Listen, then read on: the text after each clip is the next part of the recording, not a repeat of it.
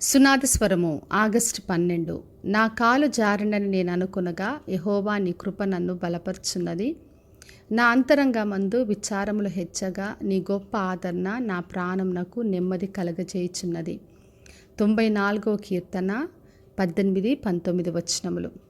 కొన్నిసార్లు మన జీవితంలో కాలు జారిపోతుంది, ఇంకా పడిపోతున్నాం అనుకునే పరిస్థితులు ఎదుర్కొంటాం. మరి ఎంతగానో విచారములు, దుఃఖము, బాధ, కన్నీరు కలుగుతుంది.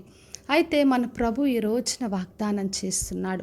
మరి కాలు జారినని అనుకునే పరిస్థితిలో ఆయన కృపతో బలపరుస్తానని చెప్తున్నాడు. మరి మన దేవుడు మనల్ని బలపరిచే దేవుడు. తన కృపను మనకు చూపిస్తాడు. మనము జారిపోకుండా, పడిపోకుండా తన కృపతో మనం నడిపించి ఆయన మనల్ని ఆదరించే దేవుడు. మరి ఎప్పుడైతే విచారములు మనకున్నప్పుడు, బాధ అంతరంగంలో ఎంతో విచారము, బాధ, కన్నీరు ఉన్నప్పుడు గొప్ప ఆదరణ ఆయన మనకు అనుగ్రహిస్తాడు. ప్రాణంనకు నెమ్మదిని కలగచేసే దేవుడు. అదే ఈ రోజున వాగ్దానం చేస్తున్నాడు. అందుకే నిత్యం మనం ఆయన కృప వైపు చూడాలి. మనకున్న పరిస్థితి ఏదైనా, బలహీన స్థితులైనా మరి మన దేవుడు తన కృపతో మనల్ని బలపరిచి, ఆదరించి, సంరక్షించే దేవుడు. మరి పరిశుద్ధ గ్రంథంలో తన భక్తులందరినీ కూడా ప్రభువు కాపాడాడు. వాళ్ళకున్న ప్రతి బలహీన సమయాల్లో ఆయన కృపతో వాళ్ళను లేవనెత్తి నడిపించి మరి వాళ్ళు విశ్వాస యాత్రలో ముందు కొనసాగడానికి కృపనిచ్చాడు.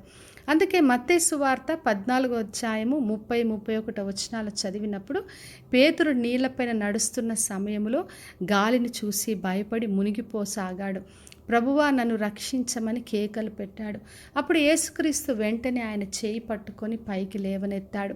మరి మనం కూడా అనుకుంటాం, నడుస్తున్నామని, కొన్నిసార్లు బలంగా ఉన్నాం అనుకుంటాం. కానీ మరి గాలిని చూసి, పరిస్థితులను చూసి బలహీనపడి మునిగిపోతున్న స్థితి వస్తుంది. మన కాలు జారిపోతుంది అనుకునే బలహీన సమయాల్లో మన ప్రభు వైపు మనం చూసినప్పుడు ఆయన తన కృపతో చేయి చాపి పైకి లేపుతాడు.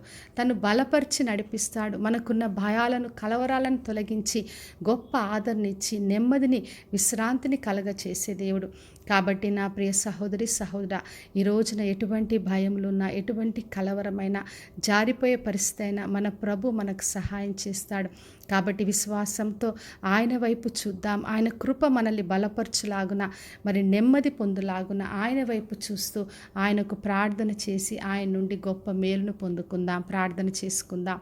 పరలోకమందున్న మా తండ్రి, మా దేవ, ఈరోజుచ్చిన వాగ్దానం కొరకే వందనాలు. ప్రతి ఒక్కరిని దీవించి ఆశీర్వదించండి ప్రభువా.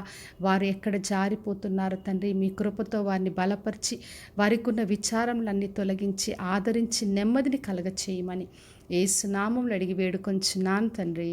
ఆమెన్. ఈ శుభవచనము వినుచున్న ప్రతి ఒక్కరి జీవితంలో నెరవేర్చబడునుగాక. నేను మీ ప్రియ సహోదరి మంజులాచరణ్.